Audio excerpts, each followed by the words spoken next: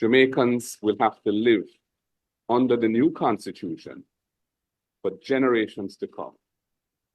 We have a solemn duty to ensure that the new constitution is appropriately balanced and will protect the rights of our people. Bless up my people. Welcome back to the channel. It's a girl and Isabel Rose. Thanks for all the new subscribers. Thanks to the returning subscribers. If you're new to the channel, subscribe, turn the post notification bell on, put it on all so you won't miss an upload from me. On the road to 20k, help me to get there, my people.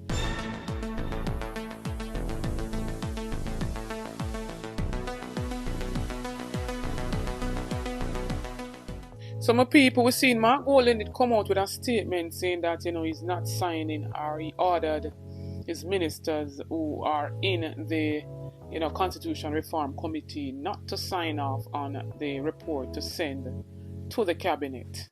And Malahu responded saying that, the work must go on. And so a big update on that right now, my people. The cabinet moves ahead with the review of the Constitutional Reform Committee's report. So my people, despite the refusal of the opposition members of the committee to sign the report, they have moved ahead. And right now the report is in the cabinet, in which the cabinet has started a thorough and meticulous process of review, ensuring that all aspects of the report are carefully considered.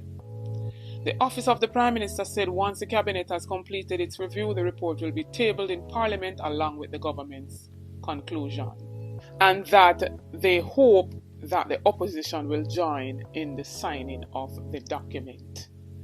So I want to see it right there and then, my people. No regards right there for the opposition. So then basically I say, whether him want to agree or to sign to it, they are moving on. The work must go on. It's understood the committee has recommended the creation of an executive president for Jamaica. This means the president will have some executive powers along with ceremonial functions now exercised by the Governor General. The committee has also recommended that the offices of the Public Defender and the Electoral Commission of Jamaica, that's the ECJ, be entrenched in the Constitution. Notably, the committee is asking the Parliament to reverse its decision to entrench the office of the Political Ombudsman in the ECJ. The committee has also recommended that the right of the Commonwealth citizens to vote in Jamaica elections be revoked. It's also asking that the right allowing them to sit in Parliament be abolished. They are also asking the Cabinet to approve the appointment of independent senators and to increase the number of senators currently permitted to sit in the upper house of Parliament. The recommendation is that the independent senators be appointed by the President of Jamaica. And so the opposition People's National Party reportedly raised objections to allowing the Prime Minister or opposition leader to be able to remove the senators they recommend for appointment. Those objections are said to have been raised on the day the report should have been signed. In an effort to appease the opposition, it's understood the committee decided to leave the current arrangements for removing senators undisturbed. It's alleged that a recommendation from opposition leader Marlene that his impeachment bill be included in the report was shot down. It's also understood that constitutional experts have advised against impeachment in the Jamaican context, as it would amount to a purely political process. The experts have reportedly told committee members that parliamentary democracy rarely employ an impeachment process. The matter of impeachment is reportedly one of the main issues raised by Marlene in outlining his issues with the report. However, the committee has accepted every other recommendation made by the opposition and in some cases have removed other recommendations in hopes of securing opposition support. And some people, they believe that the Jamaica Labour Party's failure to sign the 1995 recommendations of the then Constitutional Reform Commission under the People's National Party government of P.J. Patterson was still being held up as a mark against the present process.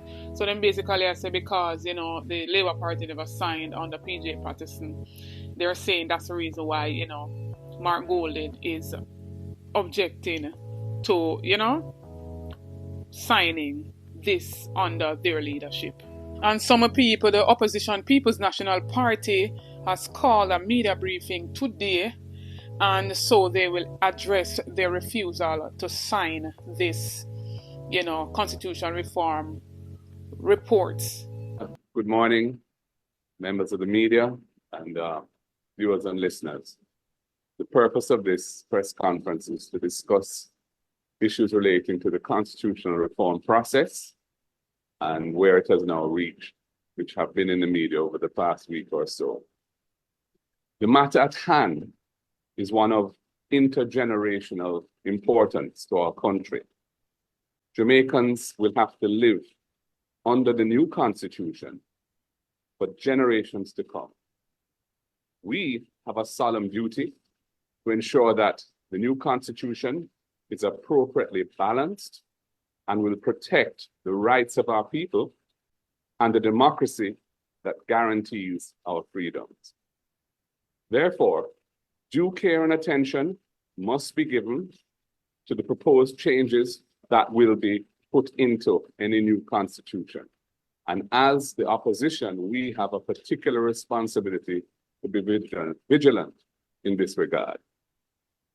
The process of reform must be fully open and transparent. The Constitutional Reform Committee, or CRC, has issued a report, and it must be immediately shared with the public.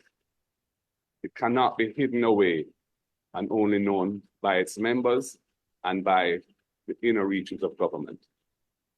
Indeed, the public should have been empowered to review and comment on the reform proposals as detailed in that report, so that the public's views on the specific proposals could be considered by the committee before the report was sent to cabinet. In my view, the reform process has been flawed. It should have been preceded by intense public education on the existing constitution, so that the people of Jamaica would have been informed as to what now exists and where the changes ought to come. The reform process should have been genuinely open to a fresh look at the kind of constitution that Jamaicans want to have in the 21st century, rather than limiting ourselves to positions that were agreed some 30 years ago in the 1990s. The terms of reference of the reform should themselves have been open to consultation and consensus, rather than being narrowly dictated by the government. As a result of how it's happened, the decision made by the government to implement positions agreed by the two political parties some 30 years ago, when Jamaicans who are now up to 50 years old had no role in or awareness of those discussions, is an untenable process for seeking engagement and participation in the new constitution by our people. As a result, the reality is that the public consultations which have occurred have really had little significant impact on the contents of the proposals in the CRC report, which has gone to cabinet yesterday for approval. The wide-ranging desires and concerns of the public for Jamaica's constitution have not found their way into any significant reform proposals in that document. From the outset, back in June or July of 2022, before any Constitutional Reform Committee was appointed, I wrote to the Minister of Legal and Constitutional Affairs to make it clear to the government that for us in the People's National Party, final and full decolonization is a fundamental issue of access to justice for the Jamaican people and of national sovereignty. I have been open and consistent on this position throughout the process since then. Indeed, it is not a Mark Golding position. It is a position of the People's National Party. And we have been consistently trying to move Jamaica in this direction for decades, as you know. Our position is that time come to leave the British monarchy in full, once and for all. When Jamaica is moving out of the King's Yard, we cannot have 1 foot in and 1 foot out of the yard. That would leave us neither fish nor fowl in another man's yard. That can't work. We will not support a phased approach to dealing with the matter of full decolonization, because the phased approach does not guarantee its attainment.